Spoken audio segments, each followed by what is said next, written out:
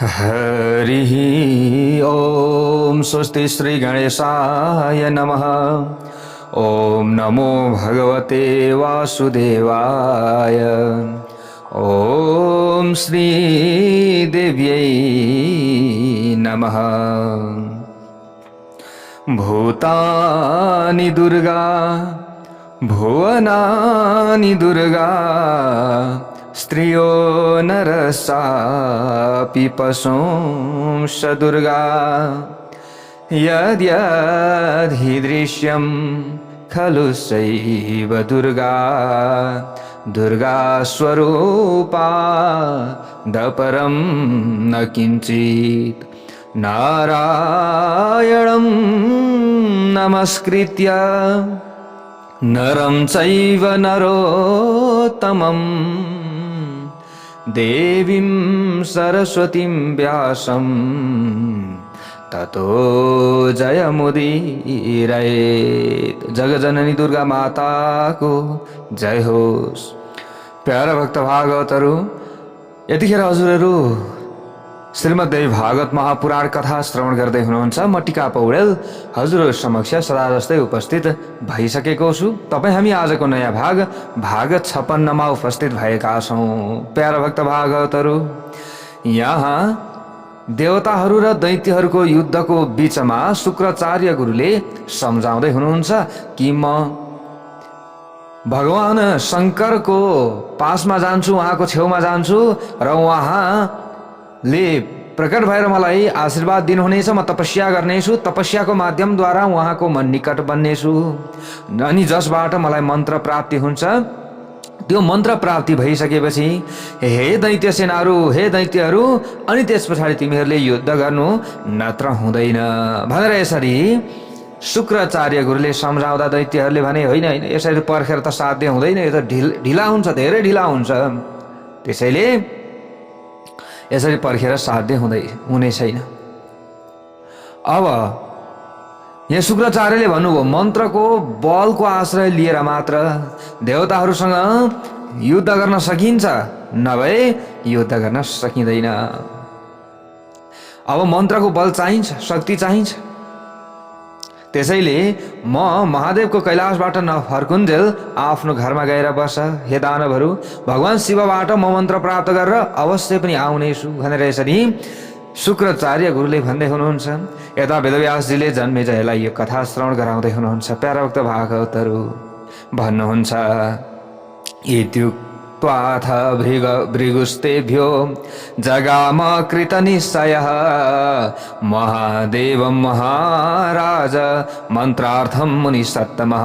हे जन्मेजय, यसरी दानवहरूसँग आफ्नो उद्देश्य बताएर सत्य संकल्प भएका उत्तम मुनि शुक्राचार्य मन्त्र प्राप्त गर्ने उद्देश्यले भगवान श्री महादेवका नजिकमा जानुभयो उहाँ। अनि त्यस पछाडि दैत्यहरूले सत्यवादी, धैर्यवान र देवताहरूका विश्वास पात्र प्रहलादलाई देवताहरू समक्ष पठाए। त्यो समयमा प्रहलाद पनि केही असुरहरूका साथ नम्र बनेर देवताहरू समक्ष पुग्नुभयो र उनले विनम्रतापूर्वक भन्नुभयो, हे देवताहरू, हामीले अब शस्त्र बिसाएका छौँ, अब हामी युद्ध गर्न चाहँदैनौँ। हामीले युद्ध विराम गर्ने विचार गरेका छौँ, हाम्रा कवच त्याग गरेका छौँ।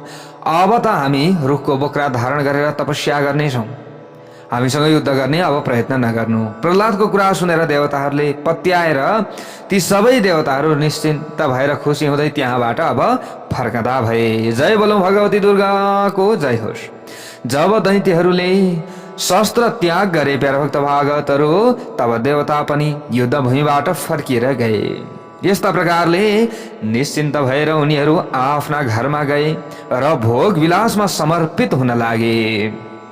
भोग विलासमा समर्पित भए यसको मतलब त्यस बेला दैत्यहरू पाखण्डको आश्रय लिएर तपस्वी बनी तपस्या गरिरहेका थिए।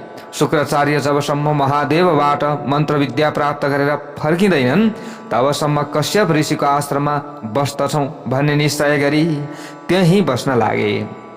अर्कोतर्फ शुक्राचार्य पनि कैलाश पर्वतमा जानुभयो र वहाँ गएर वहाँ भगवान शङ्करलाई प्रणाम गरेर भगवान शिवले तिम्रो आउने उद्देश्य के हो भनेर सोध्नुभयो। त्यस पछाडि यसरी प्रणाम गरिसकेपछि प्रणाम गरेर उभिए। त्यस पछाडि भगवान् शिवले सोध्नुभयो, हे ऋषि हजुर किन यहाँ पाल्नुभयो?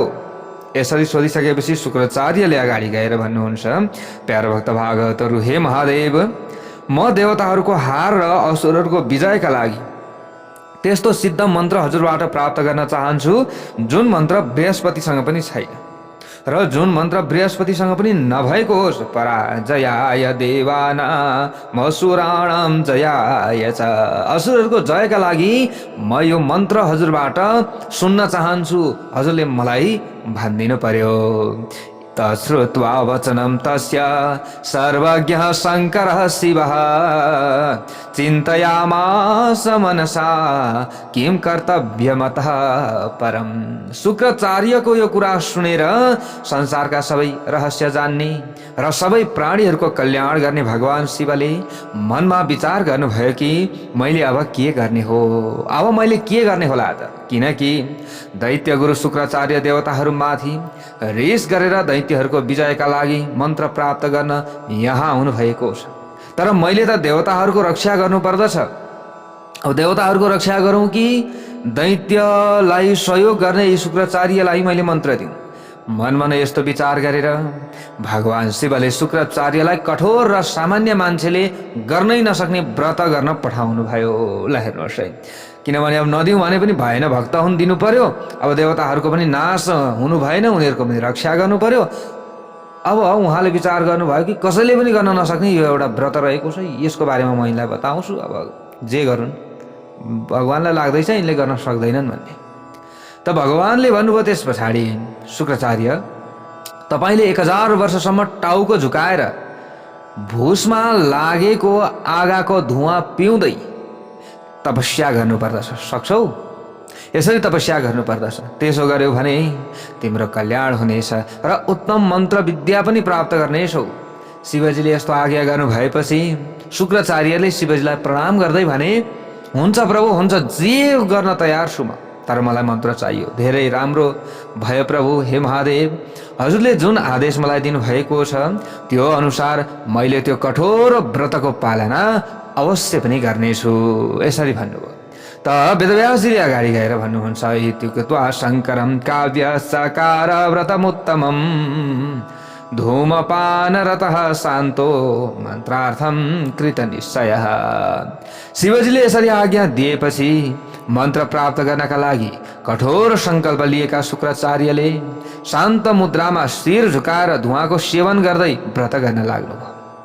ल हेर्नुहोस् है, अब त्यस बेला शुक्राचार्य व्रतमा लागेको र दैत्यहरू पाखण्डमा डुबेको देखेर देवताहरूले आपसमा विचार गरे, हे जनमेजय, यहाँ भन्नुहुन्छ वेदव्यासजी, यसरी विचार गर्न लागे देवताहरूले राम्ररी विचार गरेर युद्ध गर्ने निधो गरे। अब र युद्धका लागि चाहिने शस्त्र अस्त्र तयार गरे।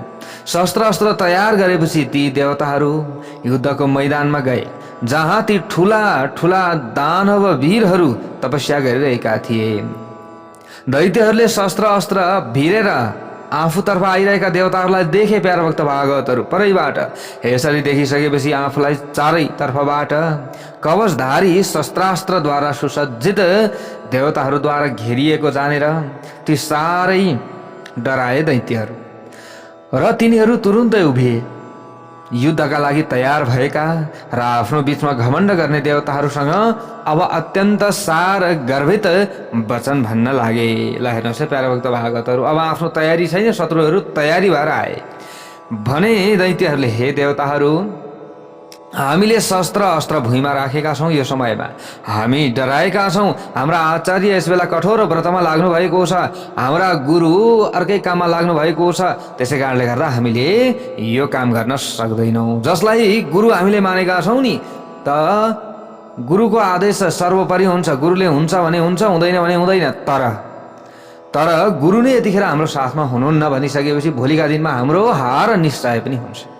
जसका साथमा गुरुको अनुग्रह रहँदैन, गुरुको कृपा रहँदैन, उनीहरूको हार जीवनमा अवश्य पनि हुन्छ।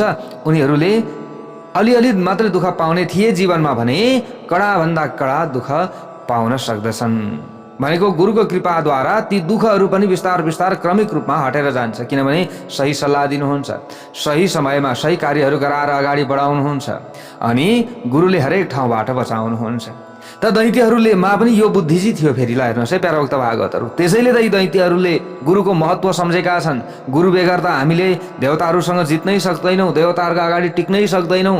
त्यसैले दैत्यहरूले भने, हे देवताहरू, हाम्रा गुरु हुनुहुन्न यस समयमा। हे देवताहरू, तपाईँहरूले यसभन्दा पहिले हामीलाई अभयदान दिनुभएको थियो, त्यसो हुँदा हुँदै पनि किन तपाईँहरू हामीलाई मार्न भनेर यहाँ आउनुभएको छ? यतिखेर त हामी गुरुविहीन भएका छौँ।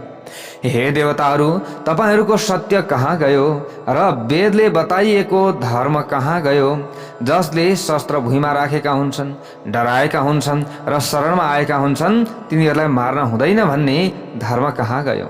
त देवताहरूले भने अगाडि गएर, भवद्भि प्रेषितः काव्यो मन्त्रार्थम कुहकेत न च तपो ज्ञातम हि युष्माकम तेन युध्यामएव हि। तपाईहरूले कपट गरेर शुक्राचार्यलाई हामीलाई जित्ने मन्त्र प्राप्त गर्न कैलाशमा पठाउनु भएको छ। हामीहरूले तपाईँहरूको तपस्याको रहस्य बुझिसक्यौँ, यसैले हामीहरू आज युद्ध गर्न तम्सिएका छौँ। हामीलाई अकस्मात युद्धको मैदानमा आएको देखेर डराउनु भएका तपाईँहरू पनि हातमा शस्त्र लिएर युद्धका निमित्त तयार हुनुहोस्। तपाईँहरूलाई थाहा छ एउटा सनातन सिद्धान्त छ कि त्यो के हो भने आफ्ना शत्रु कमजोर भएको बेलामा उनीहरूमाथि आक्रमण गर्नु पर्दछ। हामी त्यसै सिद्धान्त अनुसार यहाँ युद्ध गर्न आएका छौँ। त यसरी देवताहरूले भन्दा भए, तश्रुत्वा वचनं दैत्या विचार्य च परस्परम पलायन परः सर्वे निर्गता भय विह्वला। देवताहरूका कुरा सुनेर सबै दैत्यहरू परस्पर विचार गरेर अब त्यो समयमा भाग्ने तयार गर्न लागे, यानि कि भाग्नका लागि तयारी गरे उनीहरूले। अब यहाँ युद्ध गर्नु हुँदैन, गुरु साथमा हुनुहुन्न त सिधै हार हुन्छ, त्यसैले हामीले युद्ध गर्नु हुँदैन। अत्यन्त डराएर तिनीहरू त्यहाँबाट भाग्न लागे। ती दैत्यहरू शुक्राचार्य कि आमाको शरणमा गए, तुरुन्त अतार अतार दगुरेर, किनभने गुरु आमा हुनुहुन्छ, गए अतार अतार। शुक्राचार्य कि अब आमाले, गुरु आमा त हुनुहुन्छ, जस्तै गुरु कि आमा त हुनुहुन्छ। अब शुक्राचार्य कि आमाले दैत्यहरूलाई अत्यन्त ठुलो सन्तापमा परेको देखेर अभय दान दिइन्। त्यो समयमा शुक्राचार्य कि आमाले भन्नुभयो, न भवे न भेतव्यम न भेतव्यम भयम त्यजत दानवः मत सन्निधौ वर्तमानान् न भीर भवितुमर्हति। हे दानवहरू, तिमीहरू डराउनु पर्दैन, तिमीहरूले डरलाई त्याग गर। जो प्राणी मेरा नजिकमा बस्दछन् तिनलाई कसैबाट कुनै किसिमको डर हुँदैन। यसरी शुक्राचार्य कि माताको कुरा सुनेर दैत्यहरूको डरको व्यथा बिलाएर गयो। उनीहरूले शस्त्र अस्त्र छाडिदिए, पूर्ण रूपमा निश्चिन्त भएर शुक्राचार्य कि माताको आश्रममा बस्न थाले। त देवताहरू पनि दैत्यहरू भएको देखेर तिनीहरूका पाइलाका डोब हेर्दै हेर्दै नै अब पछ्याउँदै दैत्यहरूको शक्ति र सामर्थ्यको विचार नगरिकन जबरजस्ती त्यो आश्रममा पुगे पत्ता लगाए। त्यहाँ गएका देवताहरूले आश्रममा बस्ने दैत्यहरूलाई मार्न तयार भए। शुक्राचार्य कि माताले नमार नमार भन्दा भन्दै पनि तिनीहरूले दैत्यहरूलाई मार्न थाले। देवताहरूले ल हेर्नुहोस् है, त्यसपछि देवताहरूले दैत्यहरूलाई मारी रहेको अवस्था देखेर शुक्राचार्य कि आमा रिसले काम्न थालिन्। त्यो समयमा भनिन्, मैले अहिले नै सबै देवताहरूलाई मेरो तपको प्रभावबाट निन्द्राग्रस्त तुल्याउँछु। अब यिनीहरूले अन्याय गरिराखेका छन्, यो अन्याय मलाई मान्य हुने छैन। यसो भनेर उनले निन्द्रालाई देवताहरूमा जान प्रेरणा दिइन्। निन्द्राले पनि देवताहरूको नजिकमा आएर आफ्नो प्रभाव देखाउन सुरु गरिहाले। परिणाम स्वरूप इन्द्र सहित सबै देवता अचानक निदाउन थाले र लाटो मानिस झैँ केही नगरेर सुतेका सुतै भए। त्यो समयमा भगवान विष्णुले इन्द्रलाई निन्द्रामा परेको र दुखी देखेर भन्नुभयो, हे देवराज इन्द्र, तिमी अब मेरो शरीरभित्र प्रवेश गर, तिम्रो कल्याण होस्, म तिमीलाई अन्तै पुर्याउँछु। भगवान विष्णुले यसरी आदेश दिएपछि इन्द्रले भगवान विष्णुको शरीरमा प्रवेश गर्दा भए। भगवान विष्णुबाट आश्रय पाएर इन्द्रका डर र निन्द्रा दुवै भागे त्यो समयमा। अब त मैले भगवान श्री हरि विष्णुको आश्रय लिइसकेको छु, अब के को डर।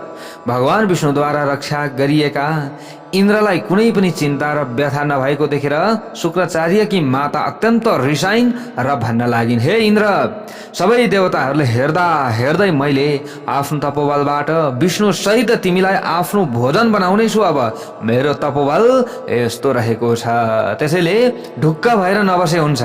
यसरी शुक्राचार्यकी आमाले भनिदिनु भयो, इत्युक्तौ तु त्वया देवौ विष्णुई इन्द्रौ योग विद्यया अभिभूतौ महात्मानौ स्तब्धौ तौ सम्भवतु। शुक्राचार्यकी माताले यसो भनेर आफ्नो योग विद्याद्वारा इन्द्र र विष्णुलाई सताउन थालिन्। ती दुवै अत्यन्त भयभीत भए। इन्द्र र विष्णुलाई ठूलो सङ्कटमा परेको देखेर देवताहरूलाई पनि ठूलो आश्चर्य भयो। तिनीहरू अत्यन्त दुखी भए र वेगपूर्वक चिच्याउन थाले। देवताहरूलाई चिच्याइरहेको देखेर इन्द्रले भगवान विष्णुसँग भने, हे नारायण, म अहिले हजुरले भन्दा पनि धेरै पीडा भोगिरहेको छु। हे नारायण, हे प्रभु, शुक्राचार्यकी माताले हामीलाई खरानी बनाउनु भन्दा पहिले तपस्याको अभिमानले मत्त भएकी शुक्राचार्यकी आमालाई छिटै मारिदिनुहोस्। हे माधव, हजुरले यस विषयमा अब कुनै विचार नगर्नुहोस्। स्वर्गका यशस्वी राजा इन्द्रले यस्तो बिन्ती गरेपछि लक्ष्मीका स्वामी भगवान विष्णुले दयालाई दबाएर तत्कालै सुदर्शन चक्रको याद गर्नुभयो।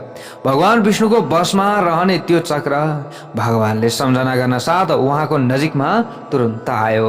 भगवानले पनि इन्द्रको प्रेरणाबाट रिसाउँदै शुक्राचार्यकी माताको वधका निमित्त चक्रलाई आफ्नो हातमा लिनुभयो।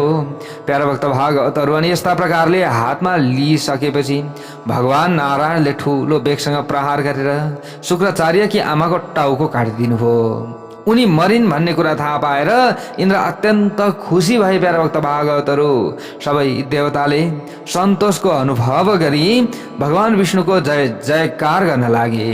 प्रसन्न हुँदै स्तुति गरे। आफू पनि निश्चिन्त भए।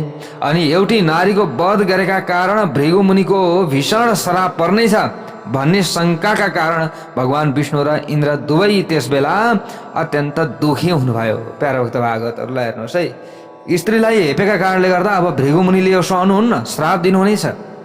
त्यसैले अब डराउँछि, डराए सबैजनालाई। हेर्नुहोस् है, तम दृष्ट्वा तु वदं घोरं चुक्रोध भगवान् भृगुः वेपमानोति दुःखार्तः प्रोवाच मधुसूदन। भन्नुहुन्छ, हे जन्मेजय, भगवान विष्णुले चक्रद्वारा शुक्राचार्यकी आमाको वध गरेको देखेर भृगु ऋषि अत्यन्त रिसाउनु भयो। प्यारा भक्त भागवतहरू, दुःखले व्याकुल भएर काँप्दै तिनले मधुसूदन विष्णुलाई भन्नुभयो। भृगुले भन्नुभयो, अकृत्यं ते कृतं विष्णु जानन पापम महामते वधोयं विप्रजाताया मनसा कर्तुमक्षमः। प्यारा भक्त भागवतहरू, अब यस्ता प्रकारले यहाँ भन्नुभयो भृगुले, हे बुद्धिमान विष्णु, हे नारायण, जुन कर्म कुनै अवस्थामा पनि गर्न हुँदैन त्यस्तो कर्म हजुरले जानी जानी आज किन गर्नुभयो अथवा किन गरेरै छाड्नुभयो?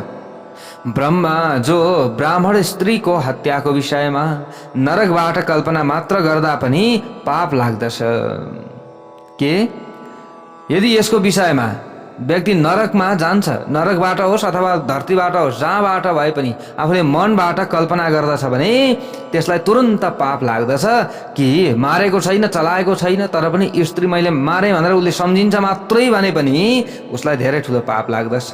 मार्नेको त कुरै छोडिदिनु। तर हजुरले शरीरबाट नै गरिदिनु भएको छ, मनले मात्र होइन शरीरले नै हजुरले पाप गर्नुभएको छ। हजुरलाई सत्वगुणी देवता भनिन्छ, ब्रह्माजीलाई रजोगुणी र शिवजीलाई तमोगुणी बताइएको छ। हजुरले आफ्नो गुणको विपरीत कार्य कसरी गर्नुभयो र किन गर्नुभयो? हजुर आज किन तामसी हुनुभयो? जुन तामस गुणका कारण आज डरलाग्दो र निन्दनीय पाप गर्नुभयो। हे विष्णु, हजुरले वध गर्न नहुने निरपराध नारीलाई किन मार्नुभयो? फेरि भृगुले रिसाउँदै भन्नुभयो, अब म हजुर जस्तो दुराचारीलाई श्राप दिँदैछु, यो भन्दा अर्को हजुरसँग बदला लिने मेरो कुनै उपाय छैन। हे पापी विष्णु, हजुरले इन्द्रको हितका लागि मलाई विधुर बनाइदिनु भयो। हे मधुसूदन, मैले इन्द्रलाई श्राप दिन्न, हजुरलाई नै श्राप दिन्छु।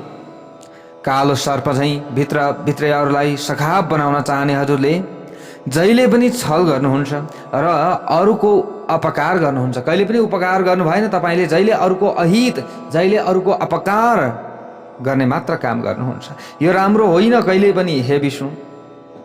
जुन मानिसहरूले हजुरलाई सात्विक देवता भन्दछन् ती वास्तवमा मूर्ख हुन्। मैले प्रत्यक्षमा नै अनुभव गरिसकेँ कि हजुर तमोगुणी र दुराचारी हुनुहुन्छ। त्यसैले हे जनार्दन, मेरो हजुरलाई श्राप छ कि मृत्यु लोकमा हजुरका अनेक अवतारहरू हुनेछन्। म हजुरलाई श्राप दिन्छु र नारी जातिको वध गरेको पापका कारण हजुरले बारम्बार गर्भवासको दुःख भोग्नु पर्ने यसरी श्राप दिए। ल ततस्तेनाथ शापेन नष्टे धर्मे पुनः पुनः लोकस्य च हितार्थाय जायते मानुषे श्रीः। भृगु ऋषिको श्रापका कारण भगवान नारायण धर्मको नाश हुँदा संसारको कल्याणको लागि पटक पटक मानव रूपमा अवतार लिनुहुन्छ। जन्मेजयले भने त्यो समयमा भृगु भार्या हता तत्र चक्रेणामित तेजसा गार्हस्थञ्च पुनस्तस्य कथम जातम महात्मनः। हे वेदव्यासजी, अत्यन्त गहन तेज भएको चक्रको प्रहार गरेर भृगु पत्नीको वध गरियो। त्यस पछाडि महात्मा भृगुको गृहस्थ जीवन कसरी अगाडि बढ्यो त? त्यसो भए यसको उत्तर चाहियो। इति सत्वहरिं रोषात् तदादाय शिरस्त्वरन् काये संयुज्य तरसा भृगु प्रोवाच कार्यवीर। अत्यन्त रिसाएर भगवानलाई श्राप दिएपछि कार्यकुशल महर्षि भृगु तत्कालै आफ्नी पत्नीको काटिएको टाउको लिएर उनको धडमा जोड्दै भन्न लागे, हे देवी, हे भगवती, हे कल्याणी, तपाईँ विष्णुद्वारा मारिए तिमी। अब यहाँनिर पहिले हे देवी भनेर सम्बोधन गरिएको छ। प्यारो भक्त भागवतर भन्न थाले, अब तिमी विष्णुद्वारा मारिएकी छौ, तर म तिमीलाई फेरि जीवित तुल्याउँदैछु। मैले सबै धर्म जानेको छु र जानेका धर्मको राम्ररी आचरण पनि गर्छु। हे देवी, मैले सधैँ सत्य भाषण गर्दछु, तर मलाई किन दुःख आइलाग्यो? त्यसै सत्यको प्रभावबाट यदि भगवतीको मलाई आशीर्वाद छ भने हे देवी, अब यी जीवित हौन्। सबै देवताहरूले मेरो महान तेज र बललाई हेरुन्। यदि ममा सत्य, पवित्रता, वेदको ज्ञान र तपस्याको बल छ भने म तिनै तत्त्वहरूको प्रभावले शीतल जलले तिम्रो शरीरमा सेचन गरेर तिमीलाई जीवित तुल्याउनेछु। यसरी भन्न लागे प्यारा भक्त भागवत। अद्भि सम्प्रोक्षिता देवी सद्य सञ्जीविता तदा। भृगु ऋषिले त्यसो भनेर शरीरमा जलको सेचन गर्न साथ, ल हेर्नुहोस् है प्यारा भक्त भागवतहरू, मिठो मुस्कान सहित भृगुकी पत्नी छिटै जीवित हुन गइन् र खुसी हुँदै उठेर उभिन्। सुतेर भर्खर उठे समान देखिने ती भृगु पत्नीलाई सबै दर्शकहरूले साधु साधु भनेर स्तुति गर्न लागे। धेरै राम्रो भन्दै स्तुति गर्न लागे। मानिसहरूले भृगु मुनि र उनकी भर्खर दोस्रो जीवन पाएकी पत्नीको श्रद्धापूर्वक स्तुति गरे। यसरी महर्षि भृगुले आफ्नी सुन्दरी पत्नीलाई बचाइदिए। भृगुको यो आश्चर्यदायक कर्म देखेर इन्द्र सहित सबै देवता अत्यन्त आश्चर्यमा परे त्यो समयमा। त्यसपछि इन्द्रले देवताहरूलाई भने, प्यारा भक्त भागवतहरू, भृगु मुनिले आफ्नै पतिव्रता पत्नीलाई जीवित तुल्याएका छन्। यसरी बताइएको छ भने मन्त्र ज्ञानी शुक्राचार्यले कठोर तपस्या गरेर शिवजीबाट मन्त्र विद्या प्राप्त गरेर चाहिँ अब के गर्ने हुन्, अब त्यो पनि हेर्न बाँकी छ। प्यारा भक्त भागवतहरू, हाम्रो कति अनर्थ हुने हो म अनुमान पनि गर्न सक्दिनँ भनेर अब यहाँले यसरी इन्द्रले भनिरहेका छन् प्यारा भक्त भागवतहरू सबै देवताहरूलाई। किनभने अब मन्त्र पनि प्राप्त गरे, भगवान शिवजीको कृपा पनि छ। जसलाई भगवान शिवजीको कृपा हुन्छ उसले कहिले हार खानु पर्दैन भनिसकेपछि अब निराश भए। ल हेर्नुहोस् है, अब के गर्ने त? व्यासजी भन्नुहुन्छ अगाडि गएर, गतानिन्द्र सुरेन्द्रस्य देहे क्षेममभुनृप स्मृत्वा काव्यस्य वृत्तानां मन्त्रार्थमति दारुणम्। अब हेर्नुहोस् है, यहाँ भन्नुहुन्छ वेदव्यासजी, हे जन्मेजय, मन्त्र प्राप्तिका लागि शुक्राचार्यले गरेको कठोर तपस्यालाई सम्झेर इन्द्रको निन्द्रा हरायो त्यो समयमा। अब के गर्ने, कसरी जित्न सकिन्छ? प्रयत्नरत रहनु पर्यो। मनमा व्याकुलता बढ्न थाल्यो। एक दिन यस्तै कुरा मनमा विचार गर्दा गर्दै इन्द्रले आफ्नी अत्यन्त राम्री छोरी जयन्तीसँग हाँस्दै भने, हे छोरी, मैले तिमीलाई तपस्वी शुक्राचार्यको हातमा सुम्पिदिएँ। हे सुन्दरी, अब तिमी शुक्राचार्यको घरमा जाऊ। ल हेर्नुहोस् है, आफ्नो छोरी भेट गराइदिए। मेरो कल्याणका लागि उनको सेवा गर र बसमा तुल्याऊ। तिमीले बसमा तुल्याउनै पर्दछ। अनि यसरी बसमा तुल्याइसकेपछि शुक्राचार्यको उत्तम आश्रमबाट छिटै गएर उनलाई अब प्यारा लाग्ने अनेक थरीका गतिविधिबाट प्रसन्न तुल्याएर मेरो मनमा उदाएको डरलाई हटाइदेऊ। तिमीले गर्न सक्दछौ यो काम। राम्रा नयन भएकी सुन्दरी कन्या जयन्तीले आफ्ना पिताको कुरा सुनिन्। त्यो समयमा स्वीकार गरिन् र शुक्राचार्यको आश्रममा गइन्। त्यहाँ गएर उनले शुक्राचार्यलाई टाउको झुकाएर तलबाट भुसको आगोको धुवाँ सेवन गरिरहेको अवस्थामा देखिन्। ल हेर्नुहोस् है प्यारा भक्त भागवतहरू, तपस्या गरिरहेका थिए। तपस्यामा निरत शुक्राचार्यको शरीरलाई देखेर आफ्ना तपस्यामा चाहिँ अब जो शुक्राचार्य थिए, शुक्राचार्यले जुन तपस्या गरेका छन् त्यो तपस्या देखेर आफूले गरेको तपस्या त केही पनि होइन, यो आफ्नो तपस्या त केही पनि होइन भन्न थाले। ल हेर्नुहोस् है, आफ्ना पिता इन्द्र महाराजको भनाइ सम्झिन एउटा केराको पात हातमा लिएर मुनिलाई शीत लता प्रदान गर्ने उद्देश्यले पङ्खाले अम्कन लागिन्। उनले शुक्राचार्यलाई पिउनका लागि निर्मल, शीतल, सुगन्धित र रुचिकर जल ल्याएर श्रद्धापूर्वक टक्र्याउने गर्थिन्। दिनदिनै सूर्य आकाशको बीचमा आउँदा ती सुन्दरीले कपडाको छाता तयार गरेर शुक्राचार्यलाई छायाको सुख प्रदान गर्दथिन्। ल हेर्नुहोस् है प्यारा भक्त भागवतहरू, जयन्तीले आफ्नो जो बुवा हुनुहुन्थ्यो, बुवाको आज्ञाअनुसार पतिव्रताले पालन गर्नुपर्ने धर्म पालन गरिरहेकी थिइन्। यसरी बताइएको छ, जयन्तीले शास्त्रमा बताइएका दिव्य पाकेका र कुलिया फल खोजेर ल्याइन् र भोजन गर्नको लागि मुनिका सामु टक्र्याउँथिन्। यसरी ल्याएर मुनिहरूको सेवा, साधुहरूको सेवा गर्दथिन्। यसको मतलब ती इन्द्र कन्या शुक्राचार्यको नित्य कर्म सम्पन्न गर्नको लागि स्कुल र सुगाकै झैँ हरिया एक भित्ताका कुश ल्याएर शुक्राचार्यका सामु टक्र्याउँथे। अनि शुक्राचार्यको शयनका लागि पातले अत्यन्त कोमल बिस्तरा तयार गर्दथिन्। फेरि शुक्राचार्यप्रति श्रद्धा र आधार देखाउँदै सुस्तरी पङ्खा लगाउँथिन्। मुनिले शराब दिनुहुन्छ कि भन्ने डरले जयन्तीले शुक्राचार्यको मनमा प्यारा भक्त भागवतहरू काम विचार पैदा गर्ने कुनै पनि श्रृङ्गार सम्बन्धी चेष्टा र हावभाव देखाउने काम गरिनन्। सुकोमल अङ्ग भएकी प्यारा भक्त भागवतहरू, मिठो बोल्ने ती कन्या शुक्राचार्यको मनमा अनुकूल र उनका हृदयमा प्रीति पैदा गर्ने जो मधुर शब्दहरूद्वारा स्तुति गर्थिन्। शुक्राचार्य सुतेर जागेपछि एकदम अचम्म गर्नको लागि जल ल्याएर टक्र्याउँथिन्। प्यारा भक्त भागवतहरू हेर्नुहोस् है, शुक्राचार्य सुतेर जब जाग्छन्, जागिसकेपछि यहाँनिर भनिएको छ कि आचमन गर्नुपर्दछ भनेर बताइएको छ। जसै सुतेर उठिन्छ, अब त्यो समयमा स्नान, अब बिहानको समयमा स्नान, अनि तपाईँको चाहिँ आचमनसहित हात गोडा मुखहरू धुने, यी कुराहरू धेरै कुराहरू छन्। त त्यसका लागि जल ल्याएर टक्र्याउँथिन् भनेर यसरी बताइएको छ प्यारा भक्त भागवतहरू।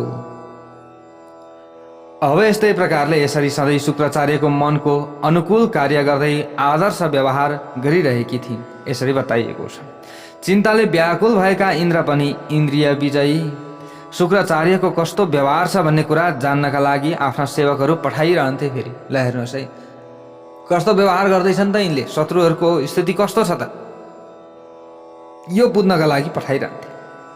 यसरी ती पतिव्रता इन्द्रकी कन्याले रिसमाथि विजय प्राप्त गरिन् अनि निर्विकार भइन् र ब्रह्मचर्यमा रहिन् यसरी बताइएको छ।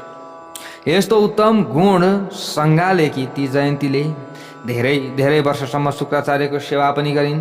शुक्राचार्यको तपस्या 1000 वर्षको भएपछि भगवान शिव प्रसन्न हुनुभयो र उहाँले त्यहाँ आएर शुक्राचार्यलाई वर माग भनेर यसरी भन्नुभयो। प्यारा भक्त भागवतहरू के भन्नुभयो? वर माग, वरदान माग, म दिन तयार छु। त शिवजी भन्नुहुन्छ अगाडि गएर, यच किञ्चिदपि ब्रह्मन् विद्यते भृगुनन्दन।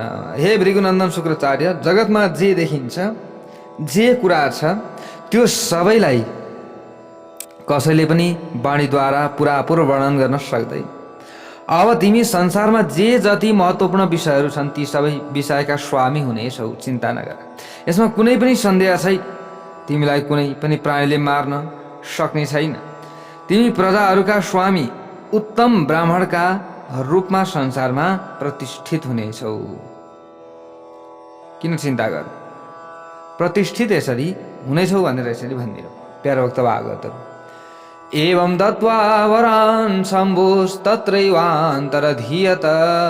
यहाँनिर बताइएको छ कि हे जन्मेजय, शिवजी यसरी शुक्राचार्यलाई वरदान दिइसकेर अन्तर्ध्यान हुनुभयो। त्यसपछि शुक्राचार्यले इन्द्रकी छोरी जयन्तीको मुखमा हेर्दै भने, त्यो समयमा मुखमा हेरे अनि भने, हे सुन्दर नितम्ब भएकी सुन्दरी, तिमी को हौ, कसकी छोरी हौ, किन यहाँ सेवा गरिराखेकी छौ, तिमी के चाहन्छौ? हे सुन्दरी, तिमी साँच्चै भन्न त तिमी के कामले यहाँ आएका छौ अथवा आएकी छौ? आदेश बताऊ, अथवा यहाँ आउनुको उद्देश्य के हो, त्यो उद्देश्य बताऊ। हे राम्रा नयनले सुहाइएकी सुन्दरी, तिमी के चाहन्छौ त? तिमीले चाहेको काम जति कठिन भए पनि म पुरा गर्नेछु। हे उत्तम व्रत गर्ने युवती, आज म तिम्रो सेवाबाट प्रसन्न भएको छु। अब के गर त भन्दा तिमीले वरदान माग, म वरदान दिन तयार छु। यसरी शुक्राचार्यले भनेपछि प्रसन्न अनुहार भएकी जयन्तीले भनिन्, हे भगवान, हजुरले त आफ्नो तपस्याको बलबाट मेरो मनको अभिलाषा आफै बुझ्नुहुन्छ। मैले के भन्नुपर्दछ र यिनले के चाहँदैछिन् भन्ने कुरा यो त हजुरलाई ज्ञात छँदैछ। अब मैले पनि भनेर मुखले फेरि ठिक्क पाइराख्नुपर्छ। अब अरू मैले के भन्नु भनिसकेपछि शुक्राचार्य भन्नुहुन्छ, ज्ञातम मया तथापि त्वं ब्रूहि यन्मनसेप्सितम्। हे सुन्दरी, तिम्रो मनको अभिलाषा मैले थाहा पाइसकेको छु, यसमा कुनै चिन्ता गर्नु पर्दैन। फेरि पनि शिष्टाचारवश जुन तिम्रो मनको चाहना छ त्यसलाई तिमीले बोलीद्वारा खोलिदेऊ। के गरिदेऊ? बोलीद्वारा खोलिदेऊ। मैले जुनसुकै उपायबाट भए पनि तिम्रो कल्याण अवश्य पनि गर्नेछु, किनकि म तिम्रो सेवाबाट अत्यन्त खुसी भएको छु र आनन्दित पनि भएको छु। त यति भनिसकेपछि जयन्तीले अगाडि गएर भन्नुहुन्छ, शक्रस्याहं सुता ब्रह्मन् पित्रा तुभ्यम समर्पिता। भन्नुहुन्छ यहाँ, हे ब्राह्मण देवता, म इन्द्रकी छोरी हुँ। मलाई मेरा पिताले हजुरका निमित्त सुम्पनु भएको छ। मेरो नाम जयन्ती हो र म इन्द्रका छोरा जयन्तीको कान्छी बहिनी हो। हे प्रभु, म हजुरमा आसक्त भएकी छु, त्यसैले मेरो इच्छा पुरा गर्नुहोस्। हे भाग्यशाली मुनिवर, म पातिव्रत्य धर्म अनुसार प्रेम पूर्वक हजुरका साथ विहार गर्नेछु।